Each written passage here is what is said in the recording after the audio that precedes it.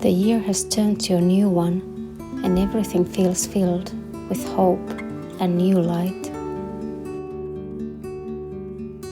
We have crossed the darkest time of the year, and now the daylight will continue to grow every day.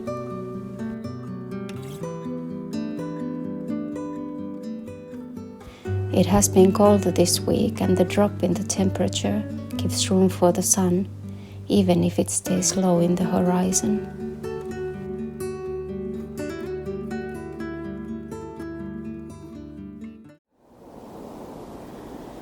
I really wanted to come and film today. It's so beautiful. The light is amazing, but it's quite low in the horizon, so it gives this amazing golden glow to everything. And I really wanted to come filming, but it's about -18 now, so when it gets this cold it's also really beautiful, and the light is always amazing when it's almost 20 degrees.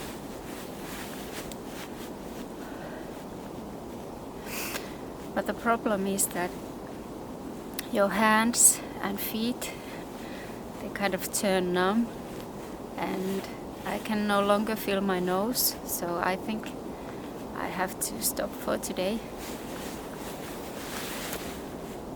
But you could just be here, just be here and just look at things. There's so much beauty everywhere if you just stop and you watch and you listen.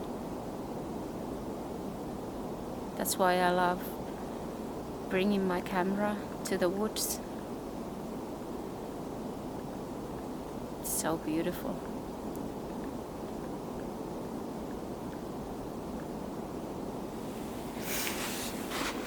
I think I'm gonna go and drink something warm now. I'm gonna freeze.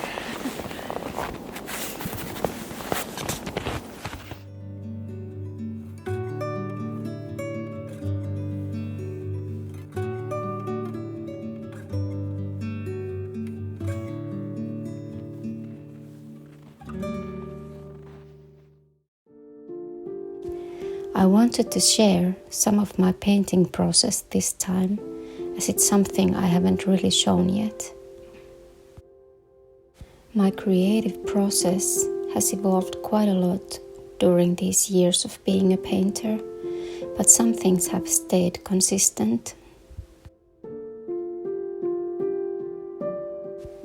My main source for inspiration for drawings and paintings is the nature here.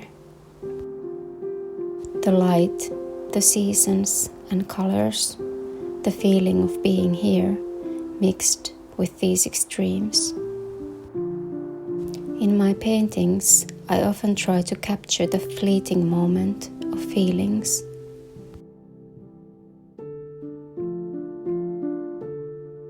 The sun on your face in the midst of winter, the light as it turns everything ablaze in the fall. The warmth and yellow of the never-setting sun in the summer. You could say I try to paint the feeling of light. Whether it's landscapes of people, it's the feeling of the moment I try to capture and share.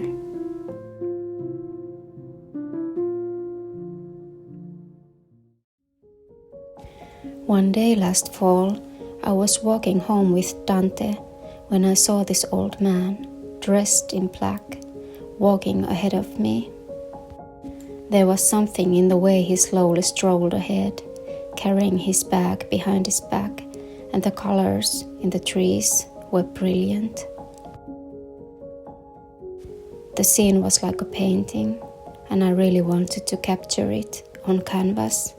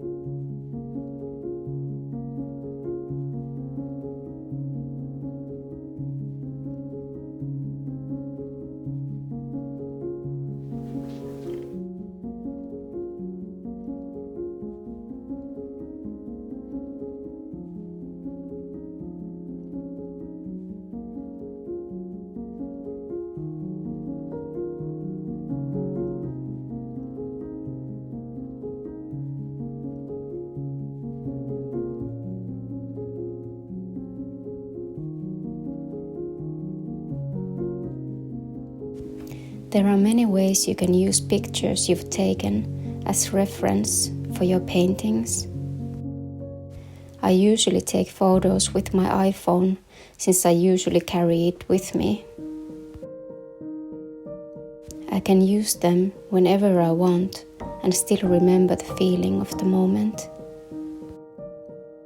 You don't have to use the photos as they are, but maybe just take the colors or part of the idea for your painting, or use them as a rough sketch and work on it on your own way. The reason I like using photos for reference is that it's like a reminder for me to use on a later date and time.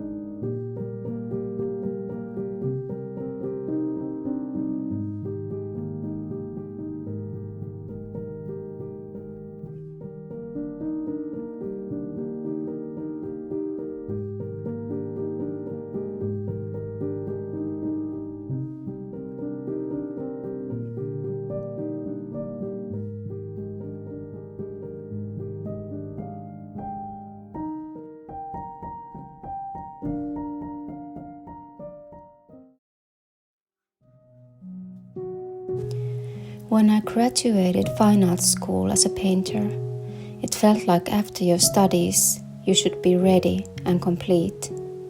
Have your own unique style, brand, and market yourself.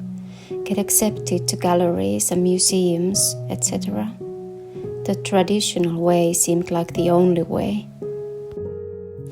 And when it didn't go like that for me, I felt really discouraged and depressed.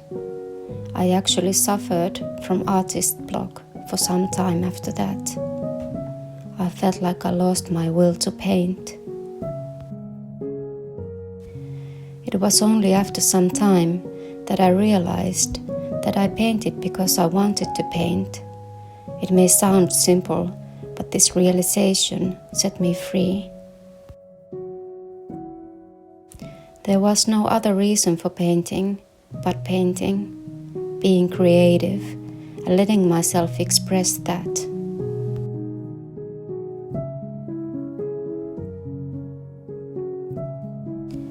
I know there may be others like me who have felt like giving up when your career as an artist didn't skyrocket at once. But if you can accept that being an artist and working on your art can take any time you need, you will be free to create and grow as an artist.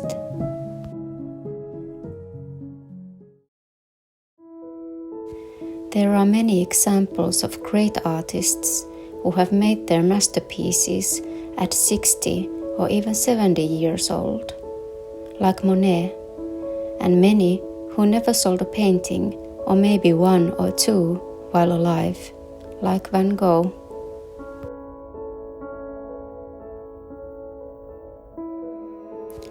Had they given up, we would not be able to enjoy the art they made today.